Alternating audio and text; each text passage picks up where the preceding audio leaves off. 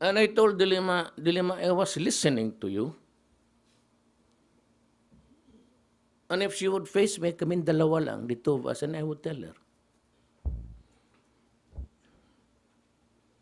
explain to me your immorality and explain to me your connection with the drug people.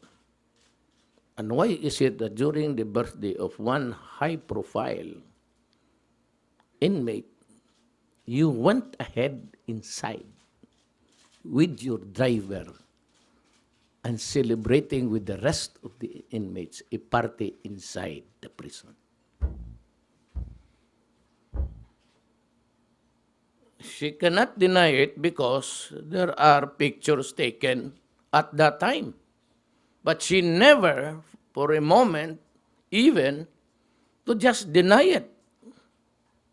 So what's it?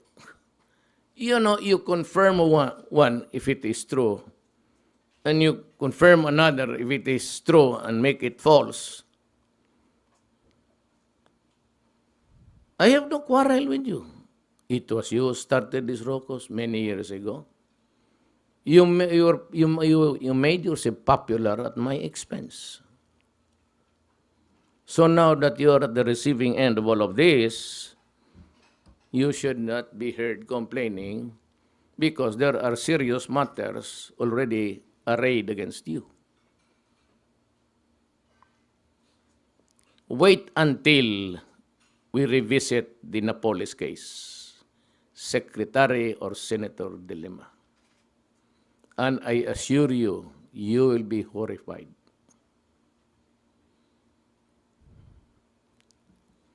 Wait until that probe goes along, even in your own committee.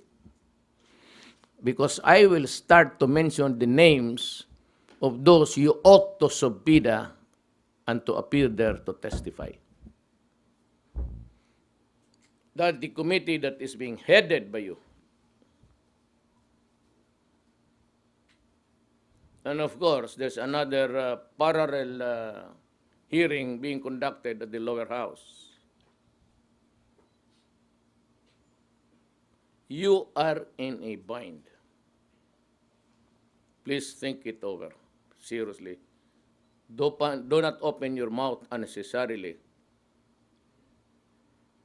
Because by the words that you have framed, it's already defensive. That she is afraid, or he is afraid that he would be used as a state witness against you. So, why would you be afraid?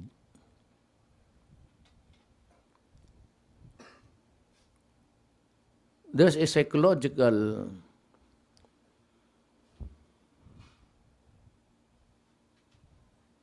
it's just like saying, I am afraid that I'll be forced to tell the truth. Although forced, but still the truth. That's a problem. Because if I'm called, I'll be forced. Of course, it's forced. The subpoena is a force. You do not obey it, you're cited in contempt. And the other word is, I'll be forced to tell the truth. What gives?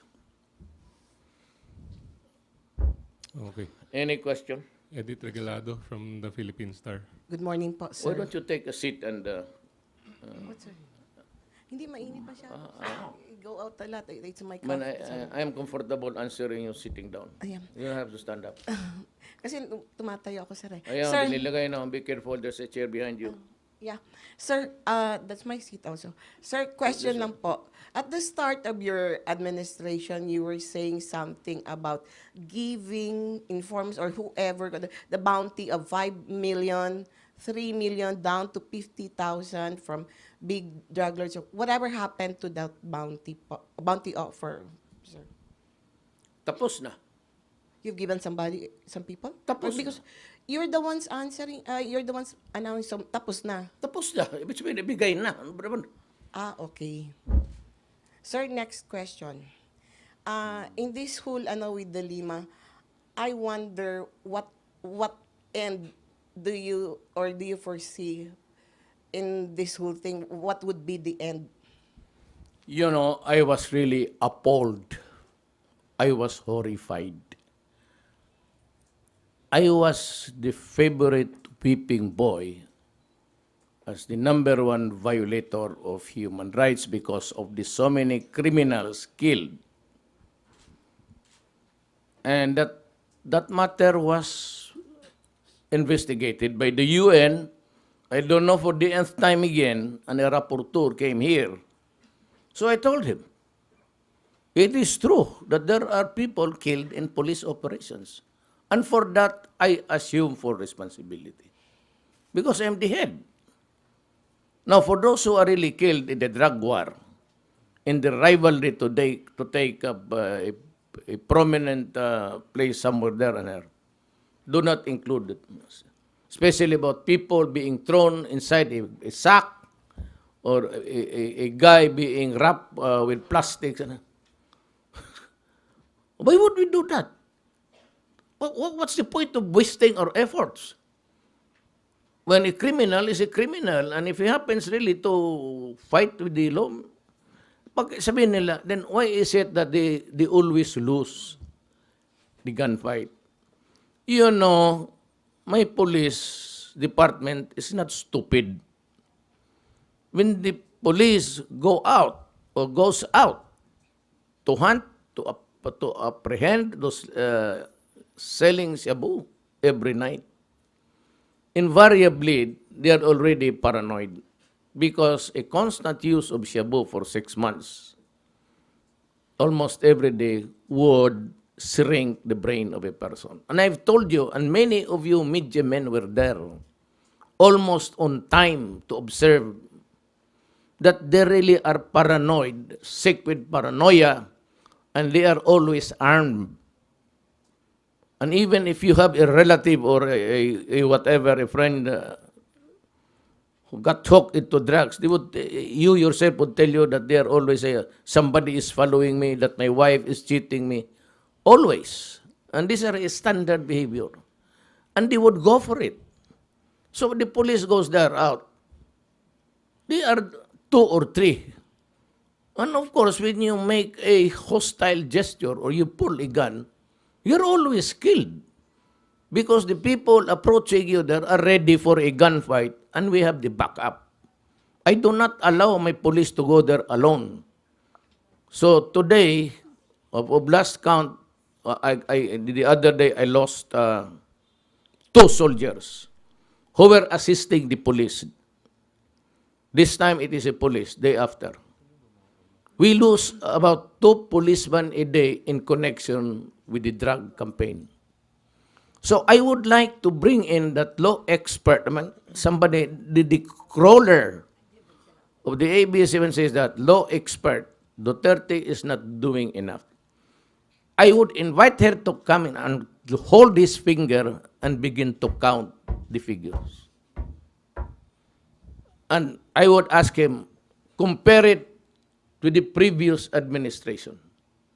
Same deaths, but these were the innocent children being killed, raped, victims of holdups and everything. This time, almost with the same number, but it is the criminals who are dying. You can hardly hear now of a student waylaid or a hold-up victim in the bus. And I would warn the criminals, do not do it. You will die. If you put up a good fight, these policemen are practiced to kill people if they have to. Because they are policemen. They are trained to shoot. Now, if you are just an ordinary, paranoid drug addict, it's better you'd be safe. That is the sad story. The Human Rights Commission, I don't know why, but they would insist in counting the dead criminals and never make a comparison of the dead victims, innocent people, law-abiding people being killed in the streets at the same time last year. So come here. You are you're complaining that there is no process. Okay, you guys, your law expert of the United Nations, come here. God, come here and face me and make the accusations. And I will show you the statistics and I will hold your finger and teach you how to count.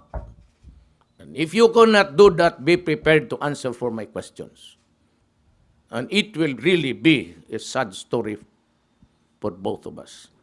You do not publish there with the NGOs about killing. You are publishing the side of the criminal. How about now publishing the side of government protecting people or preventing the killing of people, innocent victims? My job, ladies and gentlemen, and of the United Nations, my job as president is to protect the innocent, law-abiding citizens. I was never tasked by any law to protect the life of criminals. Why? 15 million plus or 16 million plus voted for me. I was given the biggest margin between me and my next opponent. I got 6 million margin. So why am I talking this way? It's the 15 million people talking to you. For after all during the campaign, all I said was, I have a very limited issue, program of government. Even during the debates, 3 debates all across the country, I said I'll take care of graft and corruption, criminality and drugs. They gave me 15 million. At what margin? 6 million. So that I said, I will put at stake. It's so humbling that I said, I will serve you. People of the Philippines, I'll put at stake. I said, my honor, my life, and the presidency. Sleep on that thought, and you'd maybe understand me better. I was never born to protect evil. I was born in this universe to suppress evil. I was not raised by my parents. I did not go to Roman Catholic schools and Ateneo in San Beda and taught how to protect the evildoers. I grew up and taught by my parents to be on the side of fairness, to protect the good, and to take care of your country. I am now 71 years old. I am on my way to my sunset days. If I go to hell, I will bring all of these criminals with me. Just like what, may I repeat, it is a very, when I was a student of law, I copied this and wrote it just in first cover, then there's a clean page there. Then you have the title of the book and the author. And I copied it with the revised penal code. I copied it with my handwriting. I lost the book because there was a flood. I used to live but that was the only house that I can afford. I live beside the river. And all of you, you know it because you were there to cover that event. And I admire very much this man. Maybe next to my father, he's really my idol. And he said, if I were to try to read, much less answer all attacks made on me, this sharp presidency might as well be closed for any other business. I do the very best that I know how, the very best I can, and I mean to keep doing so until the end. If the end brings me out all right, what is said against me won't amount to anything. But if the end brings me out wrong, 10 angels of God swearing I was right would make no difference. I'd still be wrong. With that message, I'd say thank you for listening, and I go home. Okay.